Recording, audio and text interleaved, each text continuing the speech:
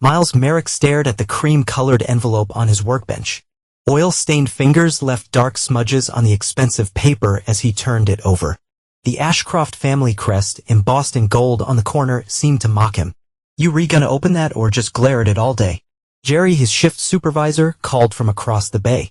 Miles grunted and tore open the envelope. Inside was an invitation on heavy cardstock. "The Ashcroft family requests the pleasure of your company for a weekend cruise aboard the Poseidon S. Grace. Departure, Friday, 8 a.m. sharp. Portland Harbor, Dock 17. Below. In Amber S. flowing script, please come. It's important to me." To us, Miles folded the invitation and tucked it into his pocket. He'd known something like this was coming.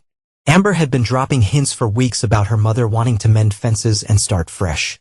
In her 12 years together, he'd learned that when Harper Ashcroft extended an olive branch, there were usually thorns hidden among the leaves.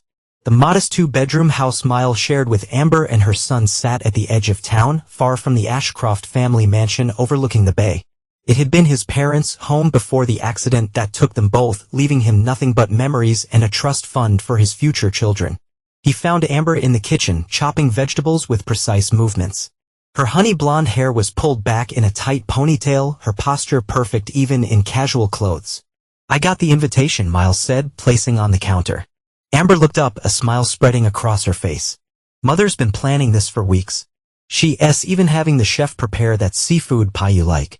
Harper does not do family bonding without a reason." Miles replied, crossing his arms. "Last time we were on that boat, she spent the entire weekend explaining why I should let her invest Rhett's trust fund. That was a year ago. Things are different now." Amber moved around the counter, placing her hands on his chest. "She knows how important you were to me. This is her way of making peace." Miles looked into her eyes, deep blue, like the ocean before a storm.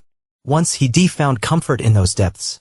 Now he saw something cold and calculating swimming beneath the surface. "Where's Rhett?" he asked, stepping back from her touch. "In his room, building that model ship you got him." Amber's smile faltered slightly. "He's been asking when we can go sailing again. This would be perfect for him." The mention of their son hit its mark.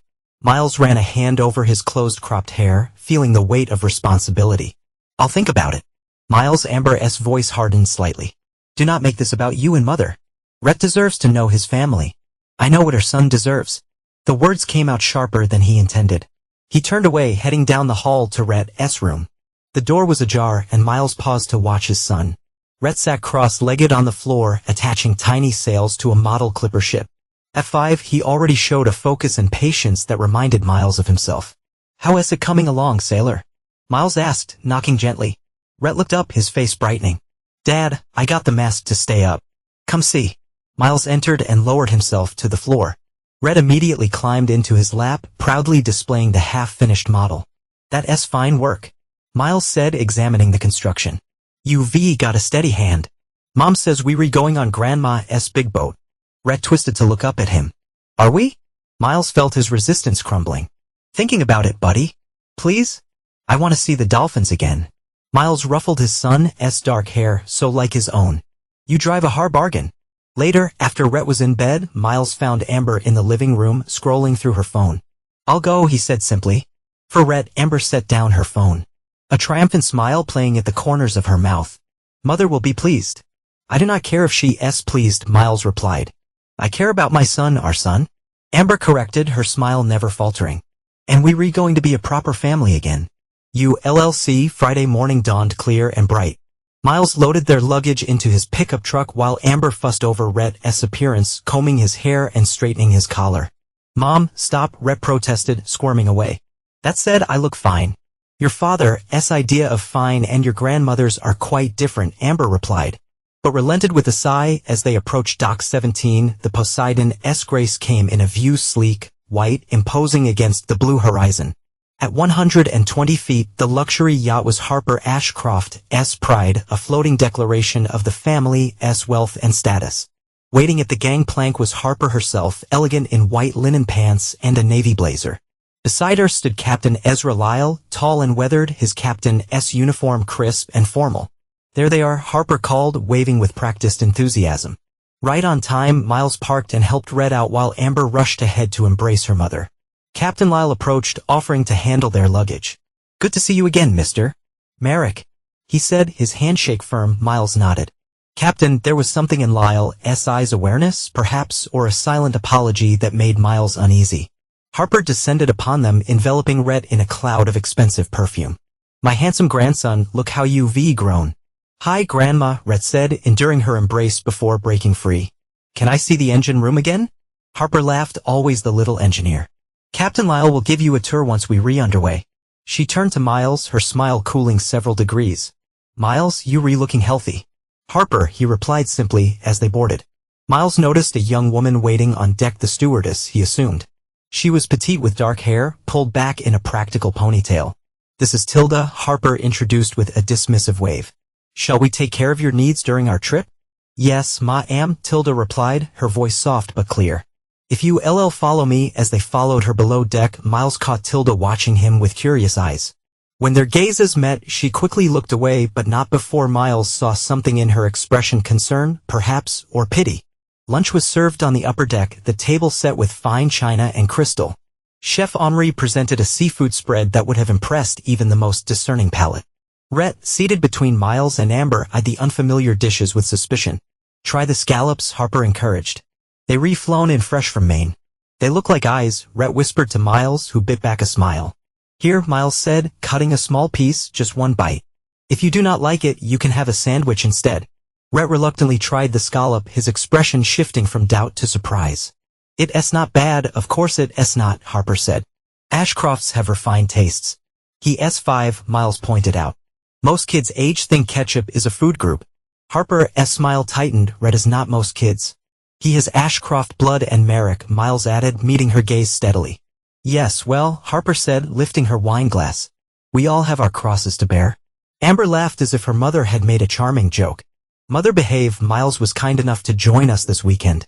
Captain Lyle, seated at Harper's right, cleared his throat. Weather report says we have clear skies all weekend. Thought we might anchor in Blackfish Cove tonight. The stars are spectacular there. Wonderful idea, Captain Harper agreed. Amber mentioned Rhett has been learning about constellations. Miles glanced at his wife, surprised. He was the one who'd been teaching Rhett about the stars, pointing them out during their camping trips. Amber always declined to join. Dad shows me the stars all the time, Rhett said proudly. He knows all their names. Some men find time for hobbies. Harper said with a dismissive wave. Others build empires. She turned to Miles with a too-sweet smile. How is the dockyard, Miles? Still fixing things. The dockyard is fine. Miles replied evenly. Still fixing things that rich people break. As Tilda appeared to clear the plates, Miles noticed how Harper barely acknowledged her presence. Rhett, however, thanked her politely when she brought him ice cream. You welcome, young sir. Tilda replied with a genuine smile. Would you like sprinkles? Yes, please. Rhett's eyes lit up. Harper made a small noise of disapproval. Really, Tilda, he does not need more sugar. It's fine, Miles said firmly. Rhett can have sprinkles. As Tilda returned with the decorated ice cream. Miles noticed Captain Lyle watching Amber with an intensity that seemed inappropriate for an employee. Amber, for her part, was adjusting her hair, exposing the elegant line of her neck in what Miles recognized as a practice gesture. After lunch, Miles took Rhett to the engine room, following Tilda below deck. The engine room was a marvel of modern marine engineering, and Rhett's eyes widened with delight as Tilda explained the various systems. You know a lot about boats, Miles commented when Rhett was occupied examining a control panel. Tilda shrugged. My father was a mechanic. Taught me everything before he passed. How long have you worked for the Ashcrofts? Almost a year, Tilda replied, her eyes darting to Rhett and back. She lowered her voice. Mr. Merrick, I do not mean to overstep, but the door to the engine room swung open and Harper stood there, her smile not reaching her eyes. There you all are. Tilda, I need you upstairs. Now Tilda straightened immediately. Yes, ma'am. As she slipped past Harper, Miles caught a flash of warning in her eyes. Harper waited until she was gone before speaking again. Miles, I was hoping we might have a private conversation about Rhett's future. Miles felt his jaw tighten. His future is just fine. Rhett, darling, Harper said, ignoring Miles' response, your mother's looking for you. Something about dolphins spotted off the port side. Really? Rhett looked up eagerly. Dad, can I go see?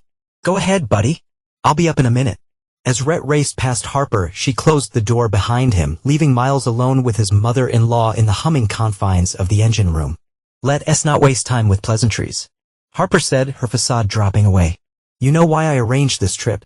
Enlighten me, Miles replied, leaning against the support beam that Harper's eyes narrowed. Amber has been unhappy for years. You must realize that if my wife is unhappy, she should talk to me about it. She's afraid to, Harper said, moving closer. You military types can be so volatile. Miles let out a short laugh. Is that what she told you?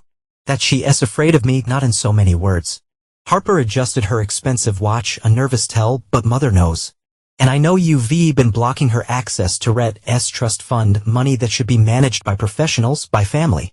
And there it was, the real reason for this charade of reconciliation. That trust is for Rhett's education, Miles said firmly. Not for Ashcroft's shipping's cash flow problems. Harper's face hardened. Do not pretend to understand business, Miles. It does not suit you. I understand enough. Your company is over-leveraged. The Shanghai terminal is bleeding money. You need capital and you think Rhett's trust is an easy target. How dare you? Harper hissed, her composure cracking. Everything I've done has been for this family, for Amber and Rhett's security. Not for mine though, Miles observed calmly that Harper's laugh was cold. You were never meant to be permanent. A youthful rebellion, nothing more. Amber knows where she belongs. With Captain Lyle, Miles asked, watching the surprise flicker across Harper's face. Or is he just the latest in a series? You know nothing, Harper spat. Amber deserves better than a man who fixes boats for a living. And Rhett deserves better than a grandmother who sees him as a walking bank account. Harper stepped closer, her perfume cloying in the enclosed space. Be careful, Miles. The Ashcroft family has weathered worse storms than you. Is that a threat, Harper? A reality check, she replied, turning to leave. Enjoy the cruise, it may be your last. Dinner that evening was a masterclass in forcibility. Harper held court at the head of the table while Captain Lyle hovered attentively nearby, finding excuses to remain within Amber's orbit. Rhett, exhausted from a day of exploration, was nodding off over his dessert. Miles gathered him up, ignoring Amber's protest that he should stay and enjoy the evening. He needs sleep, Miles said firmly. I'll put him to bed in their suite. Miles helped Rhett change into pajamas and tucked him into the small bed in the adjoining room. Did you have fun today, buddy? He asked, smoothing back his son's dark hair. Rhett nodded sleepily. I saw 2 dolphins and a seal. And Tilda, show me how to tie a special knot. Are you and Mom fighting again? Rhett asked suddenly, his voice small. Miles felt his heart constrict. What makes you ask that? You look at her like you're mad. And Grandma looks at you like she looks at the man who delivers packages wrong. Miles sat on the edge of the bed, choosing his words carefully. Your mom and I were working through some grown-up stuff, but we both love you very much. That will never change. Promise, promise. Miles leaned down to kiss his son's forehead. Now sleep, tomorrow we'll explore the cove. Back on deck, the night had turned cool. The stars emerging in a clear sky. Miles stood at the railing, watching the dark water slip past the hull. The yacht had anchored in Blackfish Cove as planned. The lights of distant shorelines twinkling on the horizon, he heard footsteps behind him and turned. Instead of Amber, it was Tilda carrying a stack of folded blankets. Sorry, sir, she said, setting the blankets on a nearby bench. Mrs. Ashcroft thought guests might get cold out here. Thoughtful, Miles replied dryly. Tilda hesitated, glancing over her shoulder before stepping closer. Mr. Merrick, I need to tell you something about my wife and the captain. Miles guessed that Tilda's eyes widened slightly. You know, I suspected.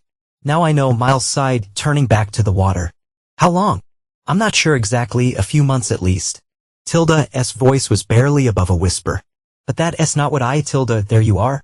They both turned to see Harper striding toward them. Her smile brittle in a dim light. The glasses in the salon need refreshing. Right away, Mrs. Ashcroft, Tilda said, casting one last meaningful glance at Miles before hurrying away. That girl is getting above herself, Harper sniffed. I should never have let Amber convince me to hire her. Before Miles could respond, Amber appeared, a glass of champagne in her hand. Her cheeks flushed. There you are. Mother, the captain was asking for you. Something about tomorrow's route. Harper's demeanor shifted instantly, her smile returning. Of course, excuse me. When she was gone, Amber moved to stand beside Miles at the railing, close but not touching. Beautiful night, read asleep, out like a light, Miles confirmed. Your mother and I had an interesting chat. Amber sipped her champagne, her expression carefully neutral. Oh, she made it clear I'm not welcome in the Ashcroft family. Not now, not ever. Mother has strong opinions, Amber murmured. You know how she is. And what about you, Amber? What are your strong opinions about our marriage? About Captain Lyle? Amber's grip tightened on her glass. I do not know what you're implying. I'm not implying anything. I'm asking directly, are you having an affair with him? For a moment Amber said nothing, her profile sharp against the night sky. Then she laughed, a sound without humor. You've always been so suspicious. So ready to think the worst of me. That's not an answer. Amber drained her glass and set it on the railing with deliberate care. I'm going to bed. Do not stay up too late. Mother has a full day planned tomorrow. She walked away, her back straight, leaving Miles alone with his thoughts in the endless, shifting sea. The second day of the cruise dawned bright and clear. Miles woke early, finding Rhett already up and watching cartoons on the suite's television. Amber's side of the bed was empty, the sheets cold. Morning, buddy, Miles said, ruffling his son's hair. Where's your mom? Rhett shrugged, eyes still on the screen. She said she had to help Grandma with something important. Miles showered and dressed quickly, an uneasy feeling settling in his stomach. Harper's words from the previous night echoed in his mind. It may be your last. He took Rhett up to the dining area where breakfast was laid out by face style. Tilda was there, arranging fresh fruit on a platter. Good morning, Mr. Merrick. Young Mr. Merrick, she greeted formally. May I get you anything specific? We'll help ourselves. Thanks, she replied, helping Rhett fill a plate with pancakes. Yes, Rhett settled at the table. Miles moved closer to Tilda. What were you trying to tell me last night? Tilda glanced around nervously. Not here, she whispered. Meet me by the supply closet on the lower deck in 20 minutes. Alone, before Miles could ask more, Harper swept in, resplendent in a white sundress and wide-brimmed hat. Ah, the early birds. Sleep well, Miles? Like a rock, he lied. See my wife, Amber's on the bow doing her morning yoga. Harper replied smoothly. She did not want to wake you. After 20 minutes, Miles left Rhett with Harper and headed to the lower deck.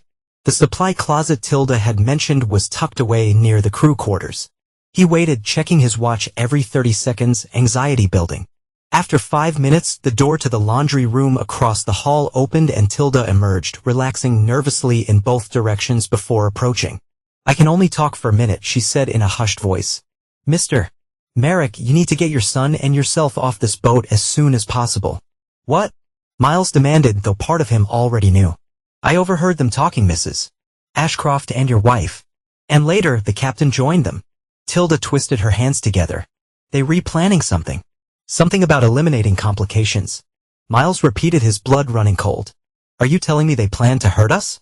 I do not know exactly, Tilda admitted, but they mentioned your son's trust fund. Mrs. Ashcroft said once you were taken care of, she would have legal authority as next of kin to manage it. Miles leaned against the wall, his worst fears confirmed, and Amber agreed to this. It was her idea, Tilda said, her voice barely audible. I'm sorry. Before Miles could respond, they heard footsteps approaching. Tilda quickly opened the supply closet and grabbed a stack of towels. Just getting these for the upper deck, sir, she said loudly as a crew member passed by. When they were alone again, she pressed something in Miles' hand, a small key to the tender boat on the stern. If things go bad, that's your best chance. Thank you, Miles said, pocketing the key. I will not forget this. Miles returned to the dining area to find it empty. Rhett and Harper nowhere in sight. Panic surged through him as he rushed out onto the deck. Scanning the yacht for any sign of his son, he found them on the starboard side. Rhett pointing excitedly at something in the water while Harper stood close behind him. Dad, Rhett called when he spotted Miles. We saw a huge fish. It might have been a shark. Miles moved quickly to his son's side, placing a protective hand on his shoulder. That's great, buddy. Hardly a shark. Harper corrected with a dismissive wave. More likely a sunfish. Rhett's imagination is quite active. Like his father's, a voice said from behind them. Miles turned to see Amber approaching. Captain Lal a few steps behind her.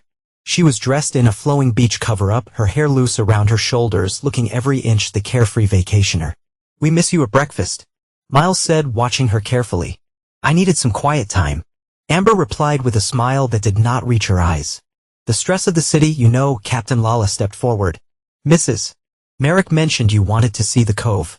I could take you and the boy out in the tenderboat. The reef is spectacular. Miles measured the captain with his eyes, noting the man's tense posture. The way his hand rested near the knife on his belt. Actually, I think Rhett and I will explore on our own later. I insist, the captain said, his smile tight. It's a tricky area to navigate.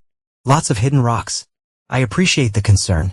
Miles replied, matching the captain's false smile. But I'm pretty capable of handling a boat. Amber moved to Miles' side, her hand on his arm. Do not be stubborn, darling. The captain knows these waters. Miles could feel the trap closing around him.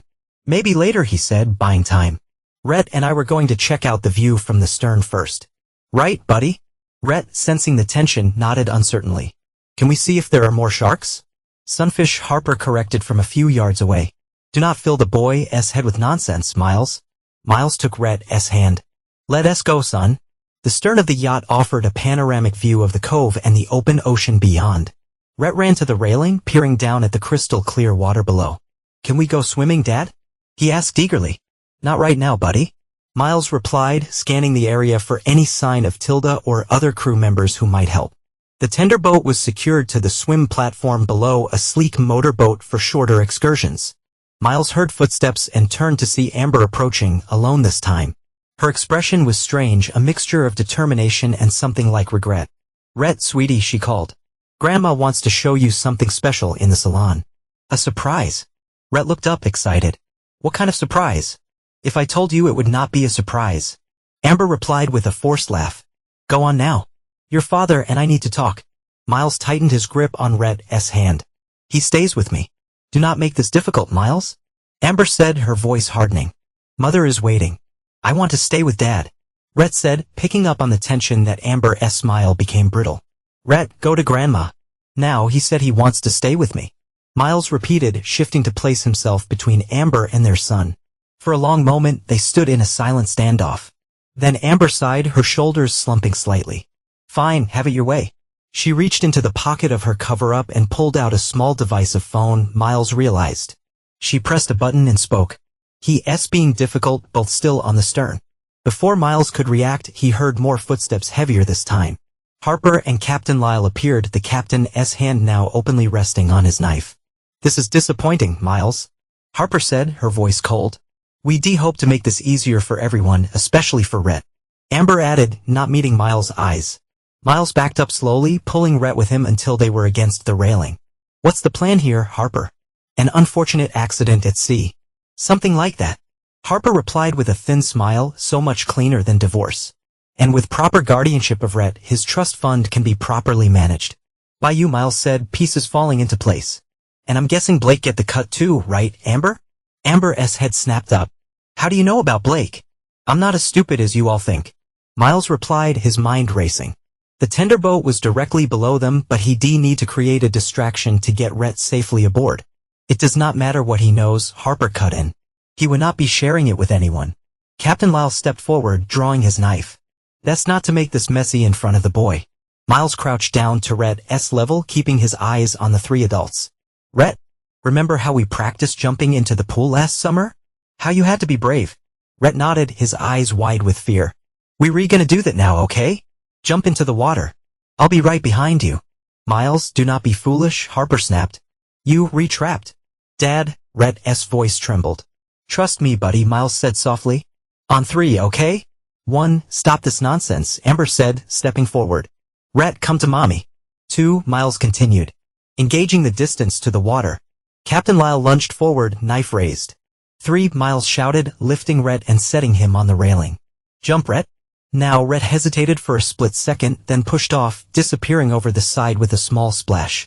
Captain Lyle reached Miles just as he turned to follow his son. The knife slashed across his arm, drawing blood. Miles staggered, nearly losing his balance. You could have made this easy. Harper hissed, approaching from the side. You'll be erased and no one will even question it. Goodbye, useless ones, Amber whispered, her eyes cold as she shoved Miles hard in the chest. Miles fell backward over the railing, the world spinning as he plummeted toward the water. The last thing you saw was the three of them peering over the edge, waiting to see if he would surface. Then he hit the water, the impact driving the air from his lungs, and darkness threatened to engulf him. Fighting against the pain and shock, Miles forced himself to swim, searching desperately for Rhett. He spotted his son a few yards away, struggling to stay afloat. With powerful strokes, Miles reached him, pulling the frightened boy against his chest. I've got you, he gasped, treading water while scanning the yacht above them. Harper, Amber, and the captain had disappeared from the railing, but Miles knew they would be watching, making sure the job was finished.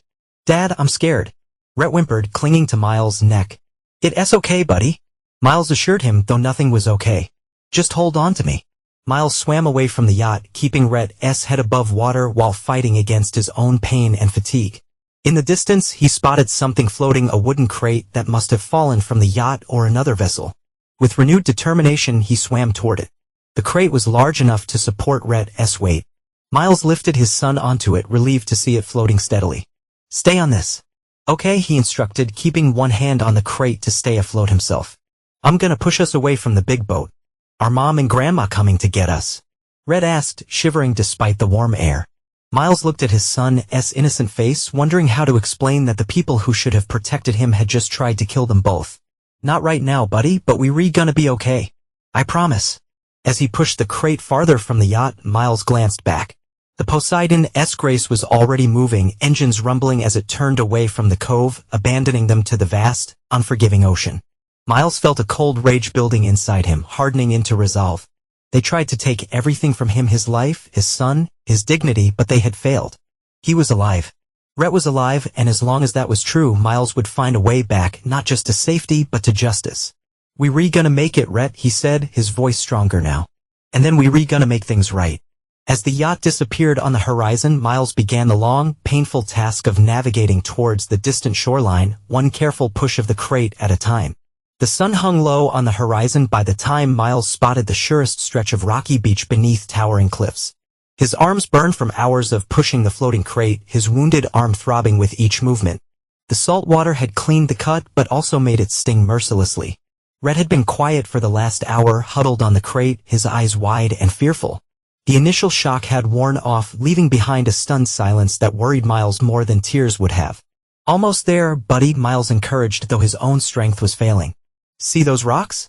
That's where we're heading." The tide was with them, gradually pushing them towards shore. When the crate bumped against the pebbly shore, Miles lifted Rhett and set him down, then collapsed beside him, his breathing ragged. "Dad," Rhett's voice was small. "Why did Mom push you?" The question cut through Miles like a knife. How could he explain to a 5-year-old that his mother had tried to kill them both? "Something bad happened on the boat," Miles said carefully. "Your mom, she's made some mistakes, big ones." Rhett pulled his knees to his chest. "Is she mad at us?" "No, buddy, she's mad at herself, I think. And she made some terrible choices because of it." It was not the whole truth, but it was all Miles could offer for now. "I'm cold," Rhett said, shivering as the wind picked up. Miles forced himself to his feet, ignoring the pain shooting through his muscles. "Let's find some shelter for the night." The beach gave way to a steep, wooded slope. Miles carried Rhett when the terrain became too difficult, despite his own exhaustion. As darkness fell, he spotted what looked like a structure through the trees, a small building set back from the cliff edge.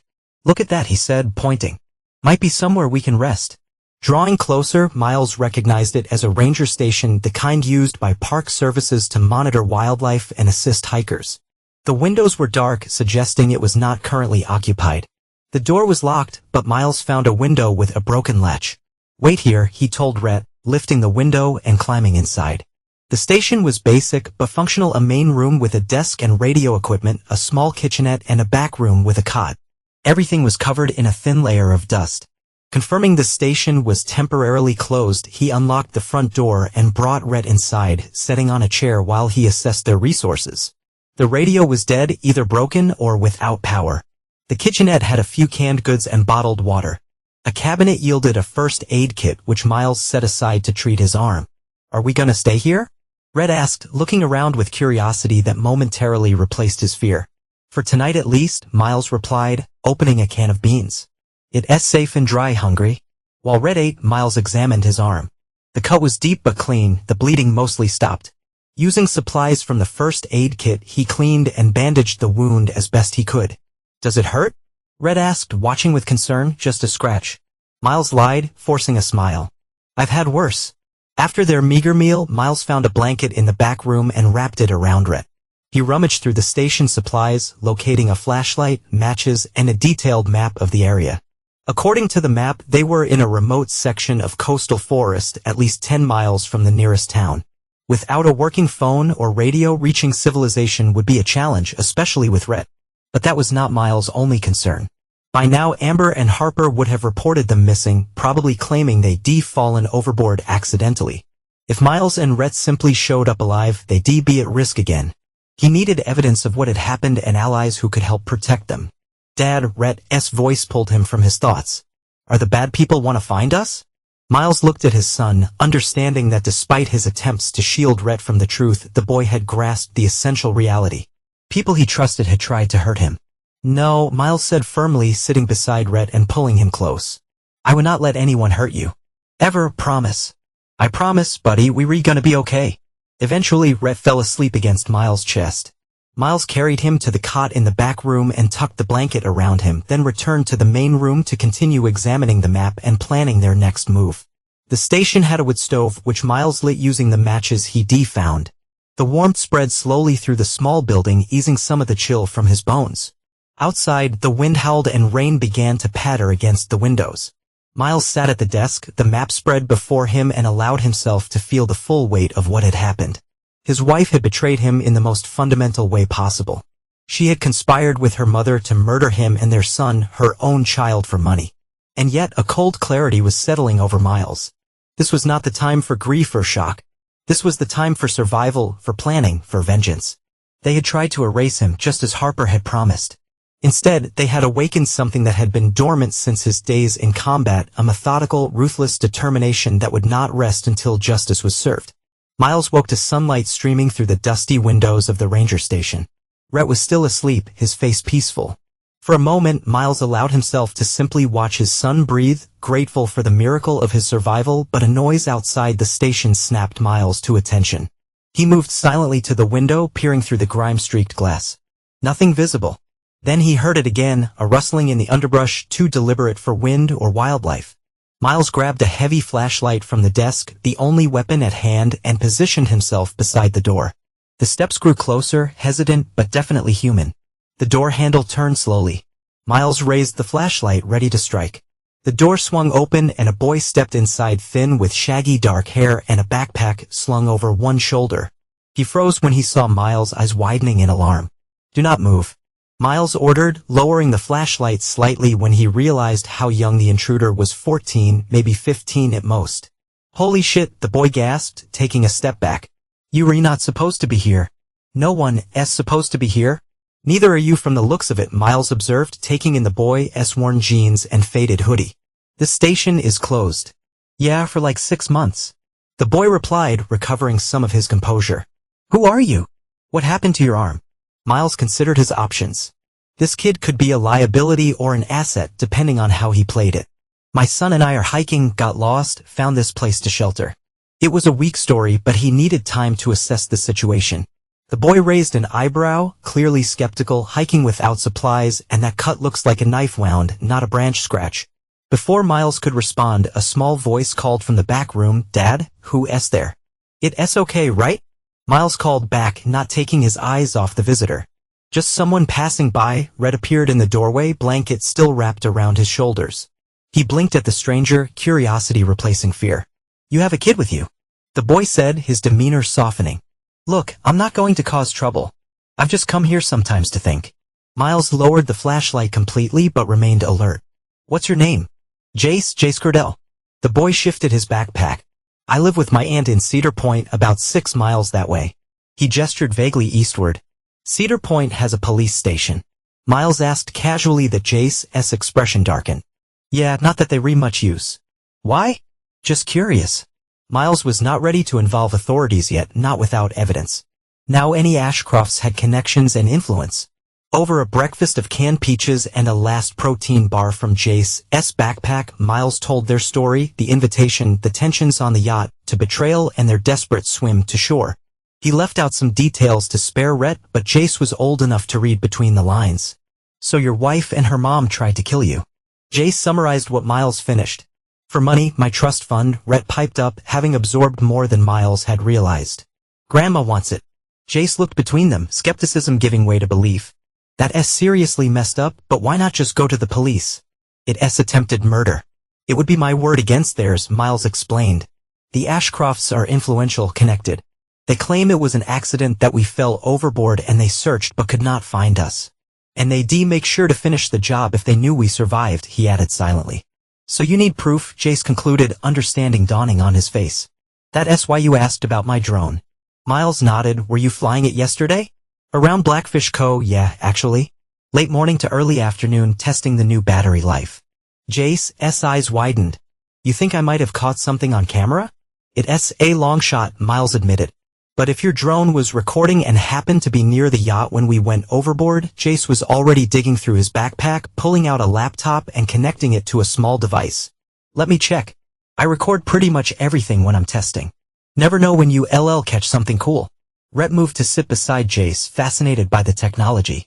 Miles watched them together, struck by the absurdity of the situation, relying on a teenager they just met, reviewing drone footage in an abandoned ranger station while the people who should have protected them believed them dead. Here we go, Jace said, fingers flying over the keyboard. I've got about 3 hours of footage from yesterday. Let me see if I can find anything with a yacht in it. He scrolled through video files, occasionally expanding one to play a short segment. Miles and Rhett watched over his shoulder, the tension building with each passing minute. Wait, Miles said suddenly. Go back to that last one. Jace reopened the file and played it. The camera was high above Blackfish Cove, capturing the stunning blue water and surrounding cliffs. And there in the center of the frame was the unmistakable silhouette of the Poseidon's Grace. That's it, Miles confirmed. That's Harper's yacht. Jace zoomed in. The high-resolution footage remaining surprisingly clear. What time did you go overboard? Around noon, I think, Miles estimated. The sun was directly overhead. Jace fast-forwarded through the footage, stopping when the timestamp read 11:58. Let us watch from here. The three of them huddled around the small screen, watching as the drone captured a panoramic view of the cove. The yacht remained in frame. Small figures visible on the stern deck. There, Miles pointed. That's us. The figures were too distant to identify clearly, but there were definitely people on the stern. As they watched, there was a commotion and someone fell or jumped from a yacht. That's you jumping, Jace said. Eyes fixed on the screen. Moments later, a larger figure went over the side. Even from this distance and angle, it was clear the person had been pushed, not fallen. Holy shit, Jace, breathe. You were not exaggerating. Miles felt a cold satisfaction. Here was the evidence he needed, not perfect, but enough to raise serious questions about the accident the Ashcrofts would surely claim had occurred. Can you make copies of this? He asked Jace. Already on it, the teenager replied. Fingers flying over the keyboard again. I'll save it to my cloud account too, just in case. I could help. Jace offered, surprising both himself and Miles. My aunt works nights. She'd never know if you crashed at our place for a day or two, at least until you figure things out. Miles studied the boy, tried to gauge his sincerity. Why would you do that for strangers? Jace shrugged, suddenly uncomfortable with the direct question. Because it's the right thing to do? Because this is the most interesting thing that's happened around here in forever.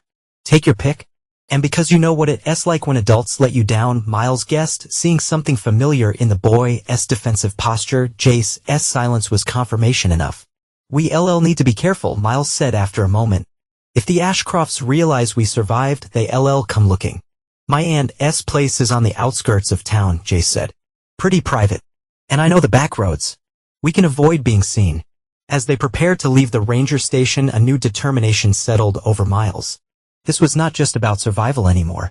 It was about making sure Amber, Harper, and everyone involved in their betrayal paid for what they had done. While Miles, Rhett, and their unexpected ally made their way through the coastal forest, events were unfolding exactly as Miles had predicted.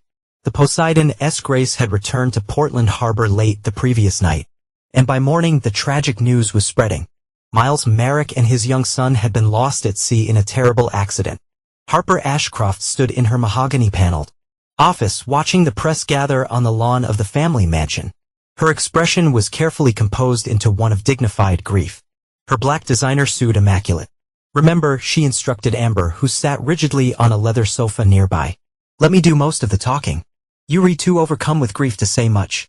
Amber nodded, adjusting the dark sunglasses that hid her eyes. I still do not understand why we need to do this so publicly. Could not we have just filed a report with the Coast Guard? Harper sighed with exaggerated patience, because control of a narrative is everything. We need public sympathy, not suspicion. She crossed the desk and picked up a folder. Besides, I've already filed the initial paperwork for guardianship of Rhett's estate. The judge is a family friend. He'll expedite things out of compassion for our loss. And if they find the bodies, Amber asked, her voice dropping to a whisper. They will not. Harper replied confidently. Captain Lyle assured me the currents in that area are notoriously unpredictable. By now they were miles out to sea. The press conference was held on the sweeping front lawn of the Ashcroft estate, with Portland Harbor visible in the distance, a calculated backdrop that emphasized the maritime nature of the tragedy. Local reporters and a few from regional outlets gathered around a podium adorned with the Ashcroft shipping logo. Harper approached the microphones, the picture of dignified sorrow. Amber hung back, one hand clutching a handkerchief, the other supported by Captain Lyle, who had exchanged his uniform for a somber suit. "Thank you all for coming on this difficult day," Harper began, her voice steady but appropriately subdued. "Yesterday, our family experienced a tragedy that no words can adequately describe. My son-in-law, Miles Merrick, and my beloved grandson, Rhett, were lost at sea during what should have been a joyful family outing." The reporters leaned forward, cameras clicking rapidly. "We were enjoying a beautiful day in Blackfish Cove. Miles had been drinking something he struggled with for years." Harper paused, allowing the fabricated detail to sink in. "He insisted on taking Rhett to the stern to look at marine life. My daughter was concerned but did not want to create a scene in front of the child." Amber stepped forward on cue, dabbing at non-existent tears behind her sunglasses. "Captain Lyle and I were in the pilot house when we heard Amber's screams." Harper continued, "We rushed to the stern to find both Miles and Rhett gone. According to my daughter, Miles had been leaning dangerously far over the railing with Rhett in his arms. They fell." A murmur ran through the gathered press. "We immediately began search efforts," Captain Lyle added, stepping to Harper's side. "I reversed course and circled the area for hours. We called in Coast Guard assistance, but by then night was falling and the currents in that area are treacherous. The Coast Guard has officially classified this as a search and recovery operation, not a rescue," Harper said, her voice breaking slightly for effect. "We are offering a substantial reward for any information," but at this point she trailed off, shaking her head sorrowfully. "Mrs. Ashcroft," one reporter called out, "there are rumors that Miles Merrick and your daughter were having marital difficulties. Any comment?" Harper's expression hardened momentarily before softening into practiced regret. "Every marriage has its challenges. Miles was a troubled man who never quite adjusted to life in our family, but my daughter loved him and he was Rhett's father. We are all devastated by this loss." When the press conference concluded, Harper escorted a distraught Amber back into the mansion, Captain Lyle following a respectful distance behind. Once the heavy doors closed, blocking out the press, Amber removed her sunglasses, her eyes dry and calculating. "Do you think they bought it?" "Of course they did," Harper replied, leading the way to her office. "The grieving widow, the concerned mother, the tragic accident, it's a story they've seen 100 times. No one will question it." "And Blake?" Amber asked, a note of anxiety creeping into her voice. "When can I see him?" "When I say it's appropriate," Harper snapped. "For now, focus on your role as the grieving widow. I'll be meeting with our attorneys tomorrow to expedite the transfer of guardianship for Rhett's trust fund." Amber's eyes narrowed. "We had an agreement, Mother. Half of that money comes to me, to Blake and me for our new start, and you'll get it," Harper assured her, though her tone suggested otherwise. "Once everything is settled and legally secure, these things take time, Amber." Patience. As Amber left the office, Harper returned to the window, gazing out at the harbor where the Poseidon's Grace was docked. Everything was proceeding according to plan.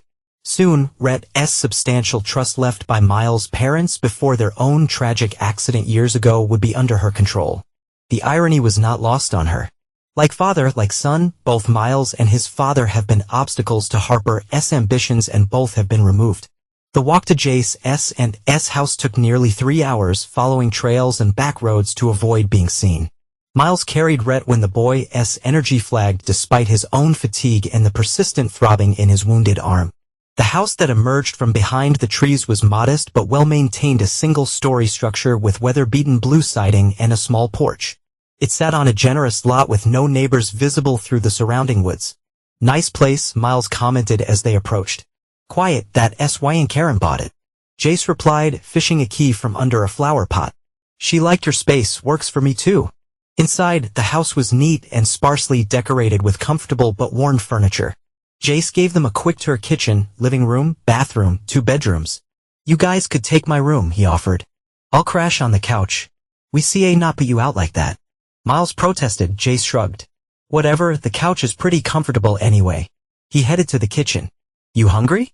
I can make sandwiches or something." While Jace prepared food, Miles got Rhett settled with a shower and borrowed clothes, a t-shirt of Jace's that hung to Rhett's knees. The hot water and clean clothes made an immediate difference in the boy's spirits. "Dad, when are we going home?" Rhett asked as Miles helped him dry his hair. The innocent question caught Miles off guard. "Not for a while, buddy. We need to stay safe first." Because of Mom and Grandma, Rhett pressed his young face serious. Miles sat beside him on the edge of Jace's bed. "Yes, they did something very wrong and we need to make sure they see not do it again." "They tried to hurt us," Rhett said. A statement rather than a question surprising Miles. "In the water, yes, they did." Miles saw no point in lying. Rhett had experienced the truth firsthand. "But why? Does not Mom love us anymore?" The question broke Miles' heart.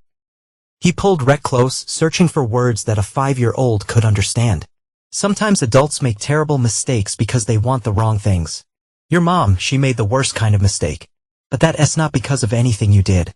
You're perfect and I love you more than anything in the world." After getting Rhett fed and settled for a nap, Miles finally took his own shower. The hot water stung his wound but washed away days of salt and grime. In a steamy bathroom mirror, he examined the damage of 4-inch gash across his upper arm. The edges already showing signs of infection. Jace knocked on the door as Miles was rebandaging the wound with supplies from the medicine cabinet. "Hey, I found some antibiotics in my aunt's medicine cabinet. Might help with that." He handed Miles a prescription bottle left over from when she had that root canal. Miles read the label: amoxicillin, not expired. "Thanks, this could make the difference." "I also found these," Jace added, holding up a pair of scissors and an electric razor. "Thought you might wanna, change a look a bit in case anyone's looking for you." It was a smart suggestion. Miles' military short haircut was distinctive. And if the Ashcroft had circulated his description, good thinking. 20 minutes later, Miles emerged with a closely shaved head and the beginnings of a beard. Combined with the borrowed clothes, jeans, and a flannel shirt that were slightly too small, he looked different enough to avoid immediate recognition. Jace looked up from his laptop and nodded approvingly. "Not bad, corporate drone to wilderness survivalist." "What are you working on?" Miles asked, glancing at the screen, editing the drone footage. Jace replied, "Enhancing what I can and cleaning up the audio. There was not much sound besides wind, but I thought it might help." Miles looked over his shoulder, impressed. "You know your way around video editing. Want to do film production someday?" Jace admitted with a slight shrug, "Or drone cinematography, something creative." "You've got talent," Miles observed, "and guts helping us like this." Jace seemed uncomfortable with the praise. "Whatever, it's the right thing to do." He closed one program and opened another. "So what's the next move? You said something about contacting people you trust." Miles sat across from him, energy draining now that the immediate crisis had passed. "There's one person I think can help. Marla Quinn, we served together Navy intelligence. She runs a digital news site now, specializing in corporate corruption exposés. Local, based in Portland, but her reach is national." Miles rubbed his newly shaved head. "The problem is contacting her without alerting anyone else. I not use my phone if it even survived the water, and calling from here might be traceable." "How about a burner phone?" Jace offered. "Use it when my regular phone got taken away. It's prepaid, no connection to me." Miles raised an eyebrow. "You're surprisingly prepared for someone your age." "My dad was paranoid about government surveillance," Jace explained with another shrug. "Before he split, he taught me some tricks. Guess some of it stuck." Marla answered on the 4th ring, her voice guarded. "Who is this?" "It's Ghost," Miles said, using his old call sign from their intelligence days to a pause. "Then you were supposed to be dead, Ghost. It's all over the news." "Yeah, reports of my death have been greatly exaggerated," Miles replied dryly. "Holy shit, it is you." Marla's voice softened slightly. "Miles, what the hell is going on? They were saying you were drunk and fell overboard with your kid. It's a long story and I not tell it over the phone," Miles replied. "But the short version is my wife and mother-in-law tried to kill us for Rhett's trust fund. We survived. They do not know that yet." A low whistle came through the speaker. "That's not what I expected." "You boy okay? He's safe. We both are for now. But I need help, Marla. Evidence, protection, a way to bring them down without endangering Rhett." "Where are you?" Miles hesitated, not say exactly. "Coastal Oregon, that's all I can give you right now." "Smart," Marla approved. "Listen, I can help, but I need more to go on. Evidence, details, something I can work with." "I've got video," Miles told her. "Drone footage that caught the incident. Not perfect, but it contradicts their story. and a witness, the boat stewardess, who might be willing to talk. Send me what you've got, Marla instructed. Encrypted through the old channel if you can access it. I'll start digging from my end. The Ashcrofts have enemies, competitors, disgruntled employees. I'll find leverage. Later that evening, Jace's phone buzzed with a news alert. Dude, Jace said, sliding the phone across the table. Yuri officially dead. The headline was stark. Local mechanic and son presumed dead after yachting accident. Below, it was a photo of Miles and his Navy uniform. Next to a school picture of Red. Miles read the article, rage building with each carefully crafted lie. Amber was quoted extensively, describing her devastation and how she had watched helplessly as her husband and son fell from the yacht. Harper lamented the loss of her troubled but beloved son-in-law and her precious only grandchild. The article mentioned that private memorial services will be held once the recovery efforts were complete. They really selling it? Jace observed, watching Miles' expression darken. They laying groundwork. Miles corrected, listen to this. In light of the tragedy, family court judge William Hendricks has expedited guardianship proceedings for the estate of the minor child, noting the unusual circumstances. He looked up. Hendricks is in Harper's pocket. She's already moving on Rhett's trust fund. So what's the plan? Go public, tell everyone you're alive. Miles shook his head, not yet.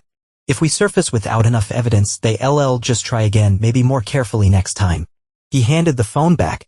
No, first we gather ammunition, build a case so strong they see a not wriggle out of it. Then we strike. The television in Jace's living room played footage of a somber-faced Amber Merrick visiting the dockyard where her late husband had worked. She clutched a framed photo of Miles and Rhett as she accepted condolences from Miles' colleagues, tears streaming artfully down her cheeks. And the Oscar goes to, Jace muttered from the couch where he was attempting to teach Rhett how to play chess. Miles watched from the kitchen doorway, a muscle working in his jaw. 2 days had passed since they contacted Marla, and while they waited for her signal, the Ashcroft were busy cementing their narrative of tragic accident and grieving family. She's good, Miles acknowledged grimly, always had a talent for performance. He spent those 2 days recovering his strength, treating his infected arm with antibiotics and planning with Jace while keeping Rhett's spirits up. The wound was improving, though still painful, and Miles had regained some of his former energy. Rhett looked up from the chessboard at the sound of his mother's voice on television. His expression was complicated confusion mixed with hurt and awareness no 5-year-old should possess. Can we turn it off? Miles asked quietly. Jace immediately switched channels to a cartoon, drawing Rhett's attention back to happier things. The boy had been remarkably resilient, but Miles knew the trauma of betrayal would need proper addressing when they were safe. Miles' borrowed phone buzzed with a text from an unknown number, Marla's signal. The message contained only an address in the neighboring town of Newport in a time, 9 p.m. We have a meeting, Miles told Jace. Tonight, with your Navy friend, Miles nodded, which means we need someone to watch Rhett. My aunt, Jace suggested, she's off tonight. I can tell her you're a friend from school whose dad is in the hospital. She would not ask too many questions. This turned out to be accurate. Karen Cordell, a practical woman in her 40s with Jace's dark hair and direct manner, accepted the hastily constructed story without much scrutiny. Hospital's expensive was her only comment. Hope your dad has good insurance. Eric, she used the fake name Miles had provided. Thanks for watching my son. Miles said, genuinely grateful. Karen waved this off. Kids are easy, feed them, keep them alive, do not let them play with knives. We'll be fine. The address Marla had provided was a stored facility on the outskirts of Newport. Miles and Jace arrived 15 minutes early, parking the used car they bought with cash from a local seller who did not ask questions. Wait in the car, Miles instructed. If I'm not back in an hour, take the phone and call the number labeled emergency contact. Tell them Ghost sent you. Reluctantly, Jace agreed to stay behind. Miles approached Unit 247 cautiously, every sense alert for signs of a trap. The area was quiet, most of the storage units dark and locked. He knocked on the rolling metal door with the pattern he and Marla had established years ago. 3 quick, 2 slow, the door rattled upwards 6 inches, enough for a voice to emerge from the darkness inside. Favorite weapon, SIG Sauer P226, though I have not carried in years. Miles replied, recognizing Marla's security question. The door rolled up completely, revealing a compact space illuminated by a single battery-powered lantern. Marla Quinn stood in the center, arms crossed, her muscular frame silhouetted against the light. Her dark hair was shorter than Miles remembered, shaved on the sides of the top, pulled back in a small ponytail. New tattoos adorned her forearms, intricate patterns disappearing into her rolled-up sleeves. "You look like shit, ghost?" She greeted him, though her smile was genuine. "Tend to happen when your family tries to drown you," Miles replied dryly. Marla gestured him inside and closed the door behind him. The storage unit was sparsely furnished with folding chairs and a card table covered in laptops and files. "Mobile command center," Miles asked, looking around. "Something like that," Marla confirmed. "Been investigating Harper Ashcroft for months. Your situation just elevated the priority." For the next 30 minutes, Miles recounted the full story from the initial invitation to their escape and current hiding place. Marla listened without interruption, occasionally typing notes on one of her laptops. "The footage your kid sent is gold," she said when he finished. "Not perfect quality, but definitely shows you were pushed, not drunk and falling." "Yes, not my kid," Miles clarified. "Just a good Samaritan with a drone hobby. Whatever he's got skills." Marla turned one of the laptops to face Miles. "I've been gathering intel on Ashcroft Shipping for a series on corporate corruption in Portland. Financial records, whistleblower statements, evidence of bribery. Harper's company is in serious trouble." She pulled up spreadsheets and internal documents. The Shanghai terminal was a massive overreach. Cost 3 times the projected budget and is operating at 30% capacity. They re-hemorrhaging cash and taking on toxic loans to cover it. That's why she wants Rhett's trust fund, Miles realized. That's not just greed, it's desperation. Exactly, Marla confirmed. That trust is worth what? 7 million, 8.3, Miles corrected. My parents had good life insurance and investments. It's all in a trust that activates when Rhett turns 21 with provisions for education before that. I'm the trustee until he's of age. And if something happens to you, then guardianship transfers to Amber. And if she's unavailable to her next to Ken Harper. So my wife helped try to murder me and our son for a corporate bailout. Miles said the reality of it's still surreal. People have killed for less, Marla pointed out. But here's where it gets interesting. Harper's not just moving on the trust fund. She's also filed for expedited probate on your personal assets. I do not have much, Miles said with a shrug. The house, my truck, some savings. In a 20% stake in Merrick Marine Service, Marla added. Watching Miles' reaction carefully, Miles straightened. My father's company. That's been defunct for years since before they died. Not defunct, dormant. Marla pulled up another document. Your parents owned a small marine repair service that operated in the same harbor where Ashcroft Shipping is based. When they died, their share of the business went to you, but you never activated it. The other 80% was owned by silent partner, Elliot Barnes. The name meant nothing to Miles, and Elliot Barnes died last month. No heirs. His share of Merrick Marine reverts to the remaining partner, you. Or now, presumably, Harper Ashcroft as Rhett's guardian. Miles struggled to process this information. But why would Harper want a small, inactive repair service? Because Marla said, pulling up a map on her second laptop. Merrick Marine holds the lease on 3 acres of prime harbor frontage land that Ashcroft Shipping needs for their planned terminal expansion. Land they've been trying to acquire for years. The pieces clicked into place. So this is not just about the trust fund. That's about the land. Land worth tens of millions in development potential, Marla confirmed. With control of Merrick Marine, Harper gets both the cash injection from Rhett's trust and the real estate Ashcroft Shipping desperately needs. Miles felt a cold rage building inside him. My parents' accident. Was it really an accident? Marla's expression turned grim. I see not prove anything, but the timing is suspicious. They died right after refusing an offer from Ashcroft to buy their company. And now Harper tried to kill me and my son. Miles said, his voice deadly quiet for money and land. What are you going to do about it? Marla asked. Miles stood pacing the small space. I need to stop them, not just expose them, stop them. Permanently, going public now would be risky, Marla cautioned. The drone footage is compelling but not definitive. And Harper has judges and officials in her pocket. I'm not talking about going public. Not yet. Miles turned to face her. I want to break them first, piece by piece. Marla's eyebrow raised.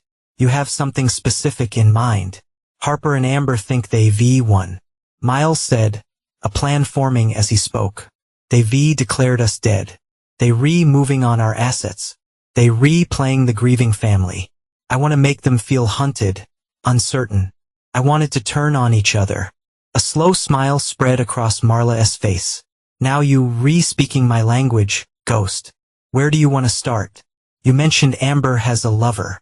Blake Hollis. Marla confirmed, pulling up a photo of a polished-looking man in his 30s. Financial planner, not particularly successful on his own, but ambitious. Been seeing Amber for at least 8 months based on social media breadcrumbs. Where does he live? Condo in the Pearl District. Very modern, very expensive. Marla supplied, because Miles said, his expression hardening. Mr. Hollis and I are gonna have a conversation. 2 nights later, Blake Hollis entered the executive bathroom at the Ashcroft shipping headquarters, where he'd been attending a late meeting with potential investors. The bathroom was empty, the polished marble surfaces gleaming under recessed lighting. He was washing his hands and the door opened behind him. In the mirror, he saw a figure enter bald, bearded, dressed in a custodial uniform. Something about the man's deliberate movements made Blake uneasy. All yours, Blake said casually, reaching for a paper towel. The man did not respond, instead moving to check the stalls one by one, ensuring they were empty. We turned back to Blake. There was something familiar about his face, despite the beard and shaved head. Do I know you? Blake asked, an inexplicable nervousness rising in his throat. No, the man replied calmly. But I know you, Blake. I know what you've been doing with my wife. Blake's blood ran cold as recognition dawned. Miles? Miles Merrick? But you dead. Miles finished stepping closer. That was the plan, was not it? Me and my son lost at sea. Very convenient for everyone. Especially you. I do not know what you talking about. Blake stammered, backing away until he hit the wall. Amber said it was an accident. They've been searching. Save it. Miles cut him off. I know everything. The affair, the plot, Harper's financial troubles. All of it. Blake's hand inched toward his pocket, likely reaching for his phone. Miles moved with military precision, grabbing the man's wrist and twisting until Blake gasped in pain. That would be a mistake, Miles said softly. What do you want? Blake asked, his confident facade crumbling. Money? I can get you money. I want you to listen very carefully. Miles replied, maintaining his grip on Blake's wrist. You gonna stop seeing my wife. You gonna leave Portland. Tonight, you not be serious. Blake protested. I have a life here, clients. Miles increased the pressure on Blake's wrist, feeling the bones grind together. I'm entirely serious. And to make sure you understand that the movement was swift and controlled. Miles slammed Blake's hand down onto the marble countertop and, with precise force, brought his elbow down on the man's fingers. The crack of breaking bones echoed in the tiled space, followed by Blake's howl of pain. Financial planners need their hands. Miles observed as Blake cradled his injured appendage. That's your dominant hand, right? Unfortunate. You insane. Blake gasped, face pale with shock and pain. No, Miles corrected him. I'm a father protecting his son, and I'm just getting started. He leaned closer, his voice dropping to a whisper. Run, Blake, run far and fast, because if you still in Portland tomorrow, a broken hand will be the least of your worries. He left Blake slumped against the bathroom wall, the first strike delivered. By morning, Amber would know her lover had fled, and Harper would realize their perfect plan had a dangerous flaw. By the end of the week, following Miles' confrontation with Blake, the carefully constructed narrative of the Ashcrofts began to show cracks. Blake Hollis had indeed fled Portland, leaving behind confused clients and a hastily sublet condo. His abrupt departure had thrown Amber into a panic, though she could share her distress with no one except her mother. Miles monitored the situation from the safety of a new location, a small cabin on Marla's property outside Portland, more secure than Jace's aunt's house and closer to the action. Jace split his time between home and the cabin, his technical skills proving invaluable to their operation. "You sure this will work?" Jace asked, hunched over his laptop on the cabin's small kitchen table. On the screen was the drone footage, now enhanced and edited to clearly show the moment Miles and Rhett went overboard. "It's a calculated risk," Miles admitted, "but Marla's site has enough credibility and reach that the Ashcroft CA not just ignore it." Marla, who was preparing coffee at the counter, nodded in agreement. "The footage alone would not bring them down, but it will create public doubt, and doubt is the first step toward investigation." The plan was to release the drone footage anonymously through Marla's news site, framing it as material received from a concerned citizen who had been flying a drone in Blackfish Cove on the day of the accident. The footage would directly contradict the story Harper and Amber had been telling, showing not a drunken fall, but a deliberate push. "Ready when you are," Jace said, finger hovering over the enter key. Miles glanced at Rhett, who was napping in the small bedroom. "Do it." Within hours of releasing the footage, local news outlets had picked up the story. By evening, it had reached regional coverage, with reporters attempting to contact Harper and Amber for comment. The Ashcroft publicity team released a statement calling the footage misleading and suggesting it had been manipulated, but the damage was done. "They re-scrambling," Marla reported after a call with one of her sources at the Portland Tribune. Harper's called an emergency meeting with her PR team and lawyers. Miles nodded in satisfaction. "Good, let them feel the pressure." The next morning brought even more developments.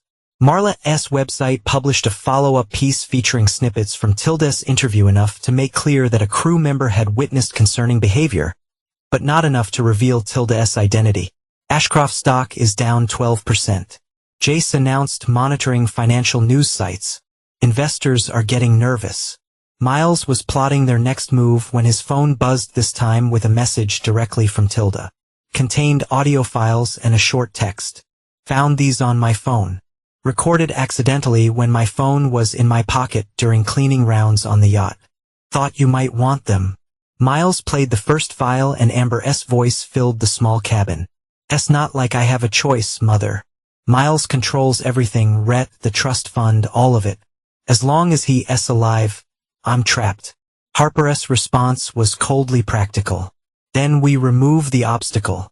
You've done it before with lesser problems." The implications were chilling. Miles shared a look with Marla, who appeared equally disturbed. "You've done it before," he repeated softly. "What the hell does that mean?" "Could be nothing," Marla suggested, though she did not sound convinced. "Manipulative language. Or it could be confirmation that my parents' accident was not an accident at all." Miles countered, a new rage building inside him. That Amber was involved in that too. Before they could discuss it further, Jace called out from his laptop. "Guys, you need to see this." Now they crowded around the screen where breaking news alert showed Harper Ashcroft an impromptu press conference outside the family mansion. Her usual composure was strained, her eyes hard behind a veneer of indignation. "The video being circulated is a disgraceful attempt to profit from my family's tragedy," she was saying, her voice tight with controlled anger. "Our legal team is investigating the source of this clearly manipulated footage. The suggestion that my daughter or anyone in the Ashcroft family was involved in anything other than a tragic accident is not only false, but deeply hurtful." The camera panned to Amber, standing slightly behind her mother. She looked pale and drawn, her eyes darting nervously. "My daughter is still grieving the loss of her husband and child." Harper continued, "These baseless accusations are causing immeasurable pain to a woman who has already suffered beyond what anyone should endure." "She's good," Marla muttered, watching Harper's performance, redirecting attention, playing the victim, questioning the evidence without actually addressing it. Miles watched Amber's face, reading the fear beneath her practiced sorrow. "She's rattled. Blake disappearing. Now this footage, she's starting to unravel." The next phase of their plan came together organically.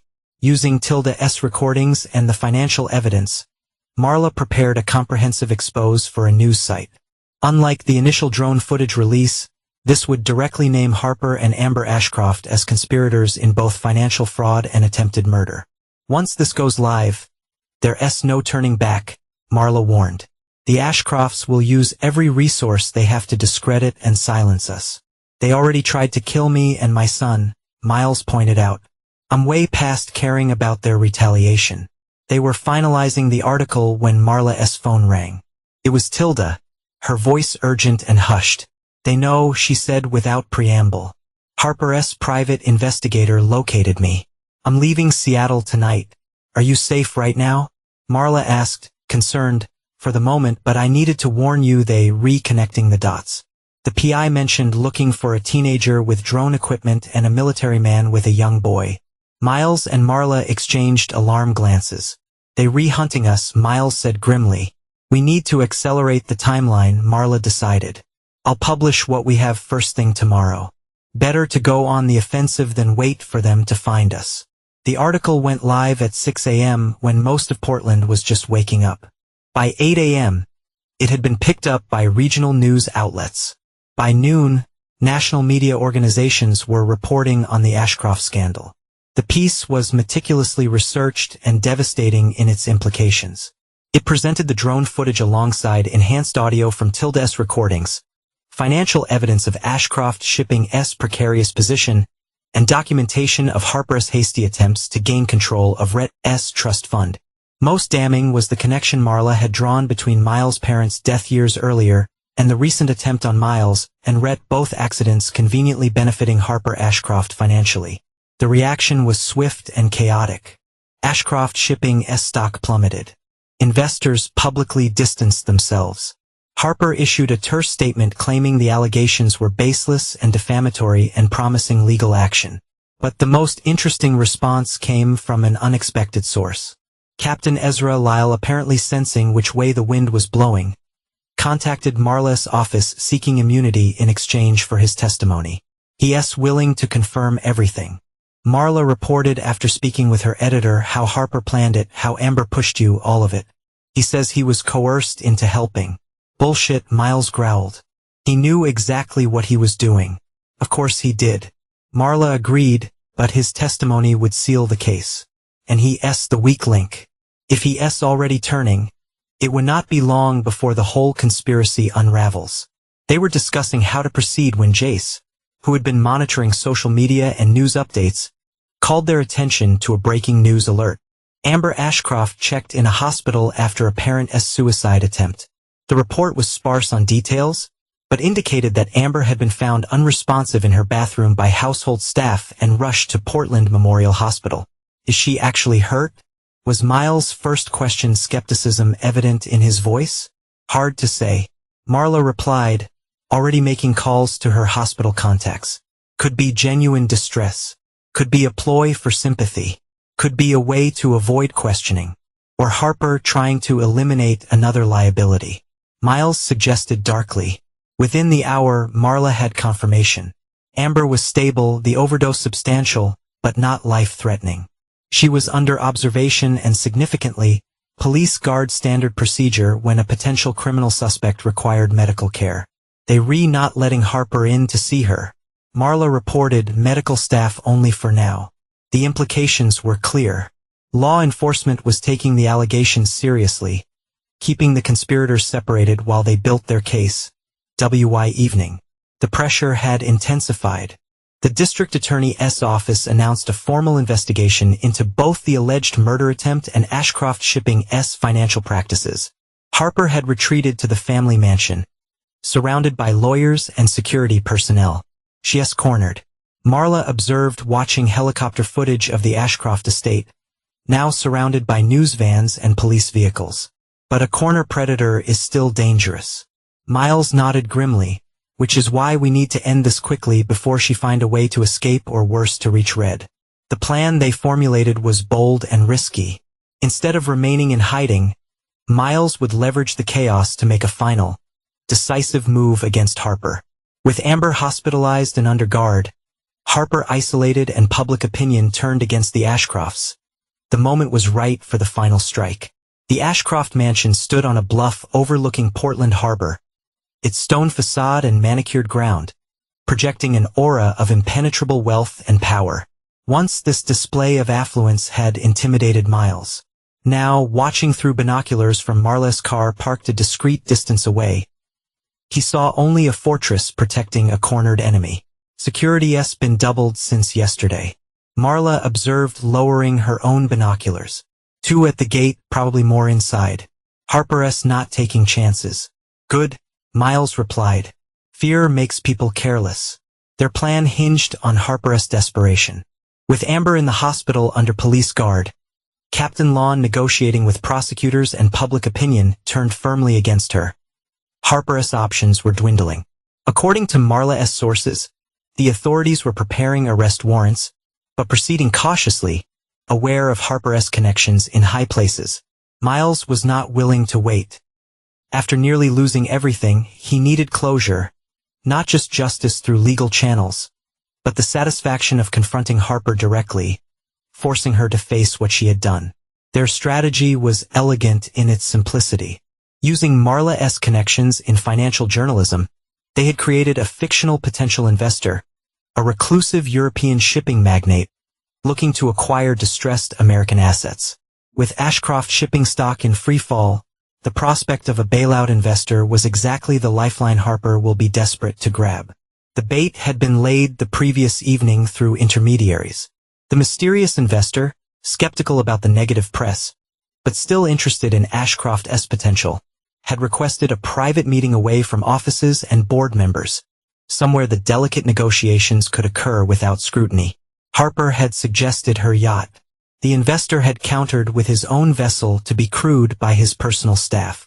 After some negotiation, Harper had agreed, seeing the meeting as possibly her last chance to save the company she had built. What she did not know was that the luxurious charter yacht waiting at Portland Harbor belonged to one of Marla's wealthier sources, temporarily borrowed for this operation. And its crew consisted of Marla, Jace, monitoring communications from a hidden location, and Miles himself, disguised as the investor's personal security. Miles checked his appearance one last time in the car's mirror. With his shaved head, beard, tinted glasses, and tailored suit, he bore a little resemblance to the dockyard mechanic Harper knew. The transformation was completed by a shoulder holster containing a non-functional prop gun, intimidating in appearance, but legally harmless. Remember, this is about evidence and confession, not revenge, Marla cautioned as they prepared to leave. We need her words on record, clear and undeniable. I know, Miles assured her, though part of him wanted much more than just Harper's confession. The rage he had carried since that day in Blackfish Cove had not diminished. It had crystallized into something harder and colder. They drove separately to the harbor, Miles arriving first to oversee final preparations. The yacht, the Aurora, was smaller than the Poseidon's Grace, but no less impressive. Its sleek lines and polished surfaces projecting exactly the right image of success and discretion. The T precisely 2 p.m. A black SUV with tinted windows pulled up to the dock. Harper emerged from the back seat, impeccably dressed in a navy suit that probably cost more than Miles made in 3 months. Behind her came 2 men in dark suit security as Miles had predicted. Game time, Marla murmured, straightening her jacket and moving to the gangplank to greet their guest. Miles remained partly concealed in the yacht salon, watching through the window as Marla welcomed Harper with practiced deference. He could see the strain beneath Harper's composed exterior, the tightness around her mouth, the slight tremor in her hand as she gestured for her security to remain at a distance. Mr. Reinhardt is waiting in the main salon, Marla was explaining as she led Harper aboard. He appreciates your discretion in this matter. Discretion is always valuable in business, Harper replied smoothly, particularly when dealing with temporary complications. Miles moved into position, standing at attention beside an impressive leather chair that faced away from the entrance. The chair concealed Mr. Reinhardt, in reality, a collection of pillows arranged to suggest a seated figure. Harper entered the salon, her eyes quickly scanning the luxurious space before settling on the back of the large chair. Mr. Reinhardt, I appreciate your interest in Ashcroft shipping during this challenging period. Miles kept his face impassive, eyes hidden behind the tinted glasses as Marla closed the salon door and moved to stand beside him. Mr. Reinhardt prefers to listen first, Marla explained, perhaps you could outline the current situation with your company and how you see our potential partnership developing. Harper took a seat on the sofa across from the chair, placing her handbag beside her. Certainly, Ashcroft Shipping is experiencing what I would characterize as a temporary public relations challenge. Baseless allegations have affected our stock price, but the fundamentals of the business remain strong. The murder allegations, you mean? Marla prompted, her tone professionally curious rather than accusatory. Harper's expression tightened momentarily. A tragic misunderstanding fueled by opportunists and sensationalist media. My son-in-law and grandson's accident was exactly that accident. The idea that my daughter or I would harm family is absurd. And yet, Marla continued, your daughter is currently under medical and police supervision, and your captain appears to be cooperating with authorities. Amber is emotionally fragile, overwhelmed by grief and these horrible accusations. Harper replied, her voice hardening slightly. As for Captain Lyle, I cannot speak to his motivations, but I assure you his statements will be proven false. Mr. Reinhardt is particularly interested in your expansion plans, Marla said, changing tack. The harbor property, I believe. Harper seemed to relax slightly at the business-focused question. Yes, we have been pursuing a strategic expansion of our Portland terminal. We recently secured key waterfront properties that will allow us to double our capacity. Properties formerly belonging to Merrick Marine Service, Marla noted. Convenient timing with the Merrick family's tragic accidents. Harper's composure slipped just for a moment. I fail to see the relevance of these details to our potential partnership. Mr. Reinhardt is very thorough, Marla explained. He likes to understand all aspects of a business before committing his resources. Then perhaps Mr. Reinhardt should speak for himself. Harper suggested, her patience visibly wearing thin. I came here to discuss a substantial investment, not to defend myself against vague insinuations. Miles exchanged a glance with Marla. It was time you rewrite, Miles said, stepping forward and removing his glasses. We should speak directly. Harper's reaction was everything he had hoped for: shock, fear, and disbelief washing across her face in rapid succession. Phew, she gasped, half rising from a sofa. This is impossible. Not impossible, Miles corrected calmly. Just inconvenient for your plants.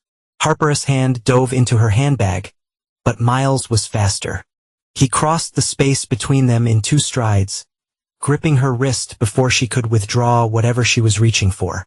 With his other hand, he took the bag and passed it to Marla, who quickly found what Harper had been seeking: a small pearl-handled pistol. Really, Harper, Miles said, his voice dangerously quiet. Another attempt in broad daylight self-defense, Harper spat, trying to pull away from his grip. You supposed to be dead. Sorry to disappoint, Miles replied, releasing her wrist and stepping back. Though not as sorry as you going to be.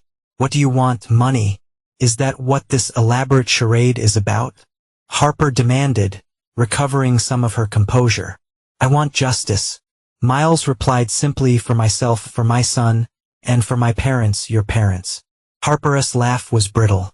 What fantasy have you constructed now? Not a fantasy, Miles countered, nodding to Marla, who set a laptop on the table between them. Let us review the evidence, shall we? For the next 20 minutes, they laid out their case methodically: the drone footage, ~S recordings, the financial trail linking Harper to fraud and embezzlement. And finally, the suspicious circumstances surrounding the deaths of Miles' parents years earlier. Circumstantial, Harper dismissed, though her confidence was clearly shaken. Nothing that would hold up in court. Perhaps not alone, Miles agreed, but combined with Captain Lyle's testimony and ~S. And now, your own words, which are being recorded as we speak. Harper's eyes widened, scanning the room for cameras. You bluffing, am I? Miles challenged. You took everything from me. Harper, my wife, my home, nearly my son. Did you really think I would not be thorough in taking you down? You have no idea who you dealing with. Harper hissed, her composure cracking. I built Ashcroft's Shipping from nothing. I've destroyed people far more powerful than you. Like Miles' parents, Marla suggested innocently. Another accident that conveniently gave you access to property you needed. Prove it, Harper snapped. but her voice lacked conviction. "We do not have to," Miles replied. "The authorities already are. This meeting is not about gathering evidence. It's about giving you a chance to understand exactly how completely you've lost." Harper stared at him, hatred radiating from her in almost palpable waves. "Amber was right about you. Too stubborn to know when you beaten, Miles repeated incredulously. "I survived your murder attempt. I protected my son. I've exposed your crimes to the world. Tell me, Harper, which part of that sounds like defeat to you?" For a long moment, Harper said nothing, her mind visibly racing behind her cold eyes. Then, unexpectedly, she laughed, a harsh, empty sound devoid of humor. "You think you've won," she said, shaking her head. "How charmingly naive. Do you have any idea how many judges, politicians, and officials owe me favors? This evidence of yours will never see a courtroom. It already has," Marla informed her, turning her phone to show Harper a news alert. "Judge orders Ashcroft assets frozen, pending criminal investigation." The color drained from Harper's face. "That's not possible. Judge Hendricks would not." "Hendricks recused himself," Marla explained with evident satisfaction. "Cited conflict of interest. The case went to Judge Rivera, not a member of your country club, I believe." Miles watched as the reality of her situation finally penetrated Harper's armor of arrogance. This was not just about him and Red anymore. The empire Harper had built, the power she had wielded so ruthlessly, was crumbling around her. "Amber," Harper said suddenly, "she'll never testify against me. She's my daughter. The daughter you were ready to sacrifice when she became a liability." Miles asked. "I would not count on her loyalty, especially now that Blake Hollis has resurfaced in Brazil, telling some very interesting stories about plans he made with Amber, plans that did not include you." "Took it, satisfied." Harper's expression hardened into something ugly and desperate. "What do you want from me? A confession? Fine, I wanted you gone. You were holding Amber back, controlling the trust fund that rightfully belongs to the Ashcroft family. When the opportunity came to eliminate you both, I took it, satisfied both." Miles repeated, his voice deadly quiet. "You admit you intended to kill Red to your own grandson." Harper's eyes were cold as winter. "Collateral damage. The trust fund passes to next to kin. With both of you gone, that would be Amber and by extension me and my parents." Miles pressed, needing to hear the truth. Harper hesitated, then shrugged, as if discussing a minor business transaction. "A similar situation. We needed that harbor property. They refused to sell. Accidents happen on boats all the time."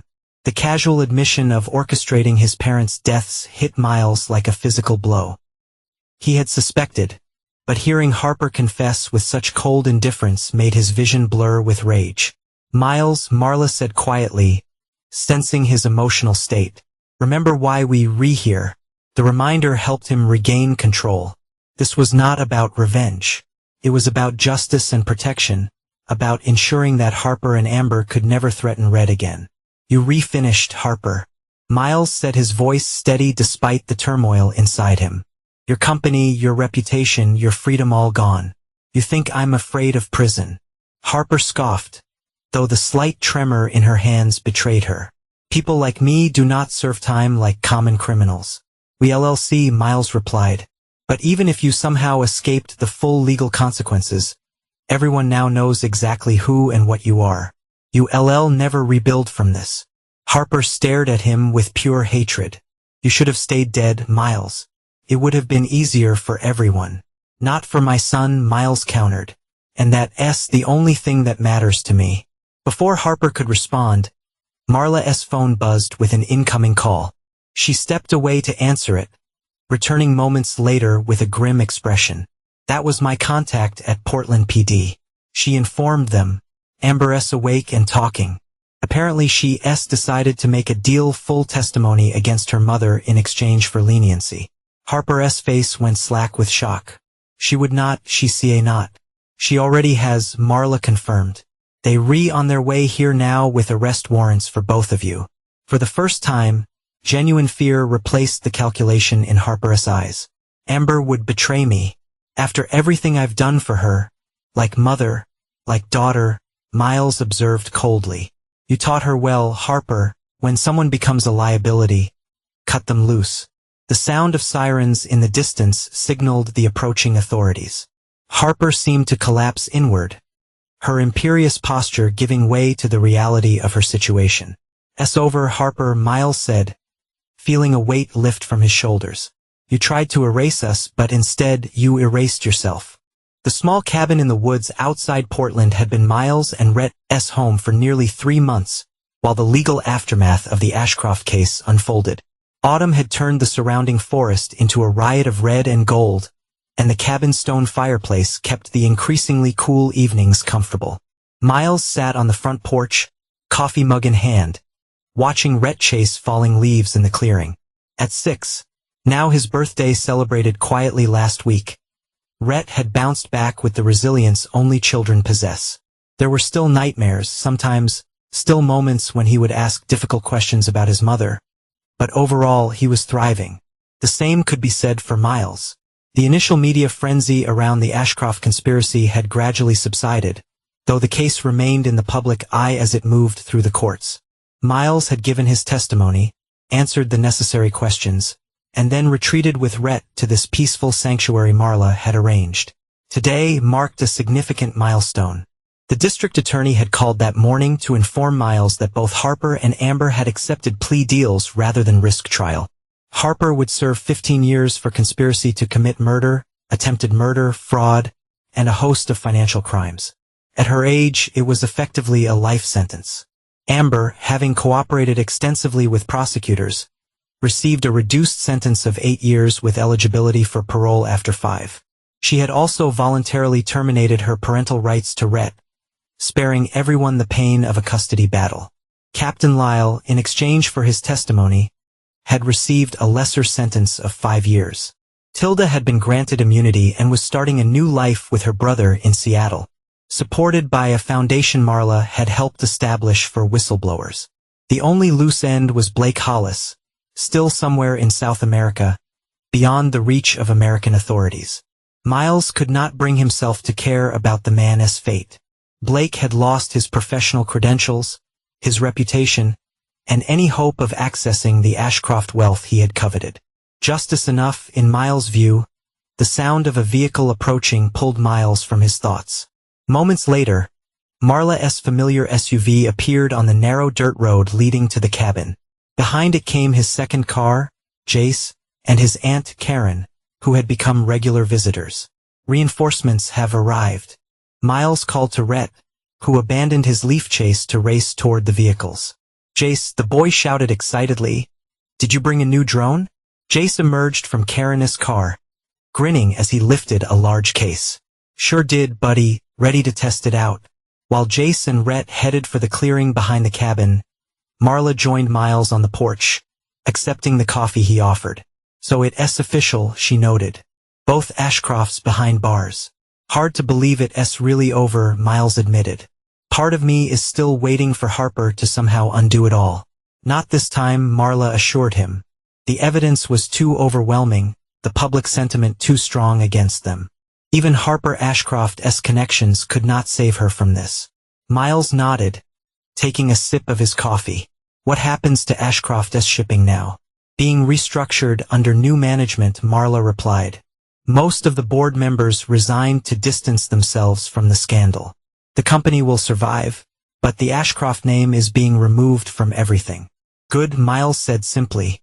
They sat in comfortable silence for a few minutes, watching Jace demonstrate the drone controls to an enthralled Rhett. "I've been meaning to tell you," Marla said eventually. "The trust fund has been fully secured. Judge Rivera appointed an independent fiduciary to manage it until Rhett comes of age, with you maintaining oversight.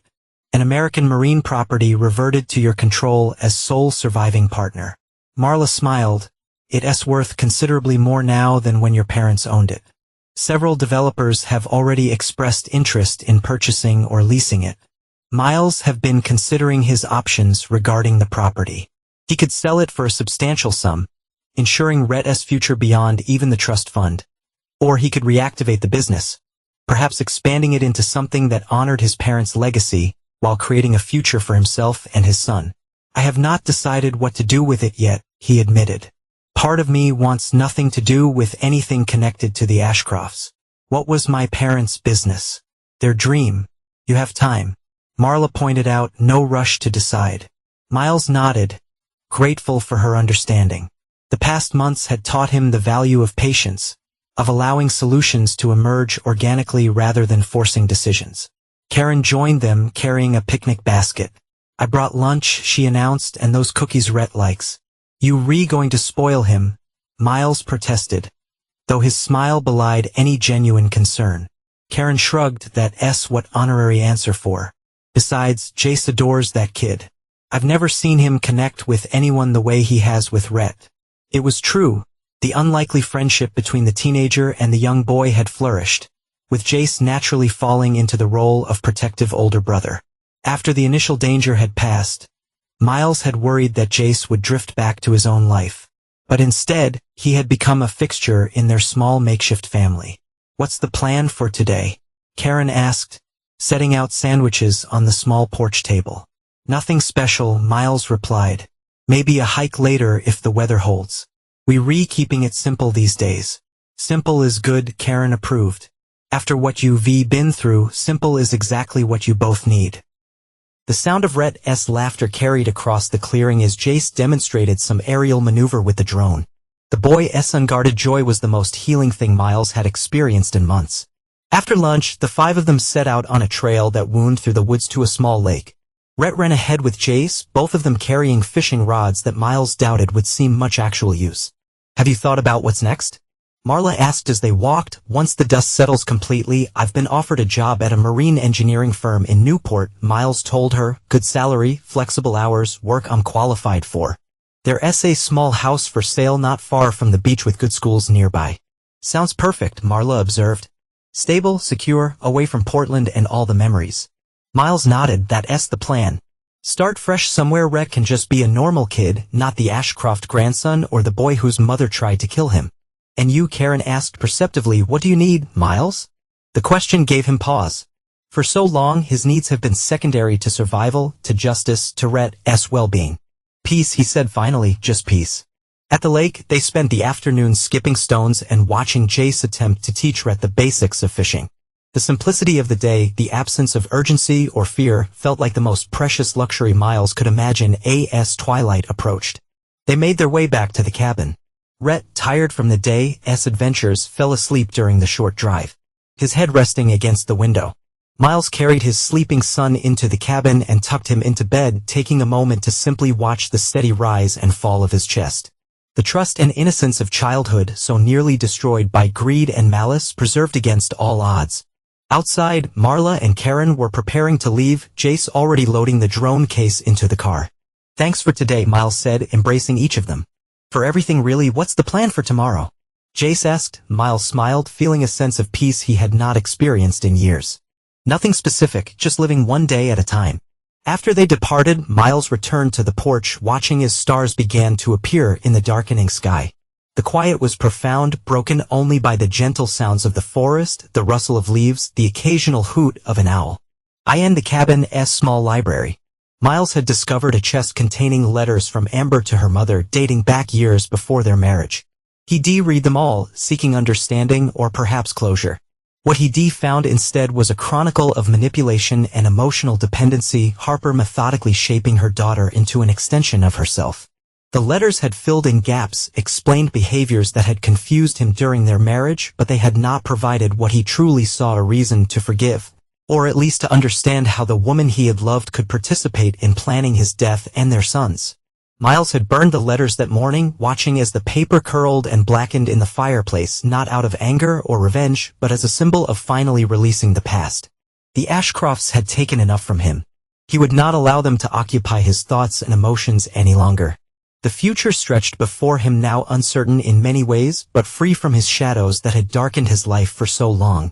He would raise Rhett with love and honesty, would build a new life in Newport, would perhaps even find joy again that he had survived the abyss. He had harnessed the fire of his rage into justice rather than vengeance. And now finally he could move forward, not unchanged, but unbroken.